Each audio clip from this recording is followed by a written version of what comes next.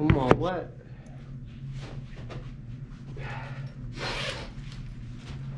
didn't get to eat any of my food today, and didn't drink any of my tea. I sat down for like 15 minutes through the whole shift. 3 out of 10 day. Could have gone a little bit worse, but it's pretty fucking bad. Yeah, it's all dirty. I'm fucking soaked. Alright, well, I get water all over my floor. I had a shower.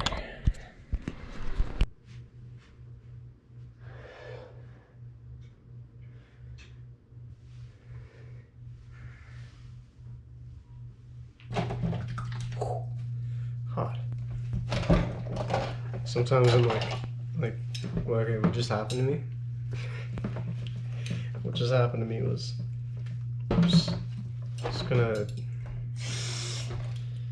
I don't know, I don't even remember. I was gonna do the dishes, I was gonna get up, but then my brain just shut off. Just keep shutting off.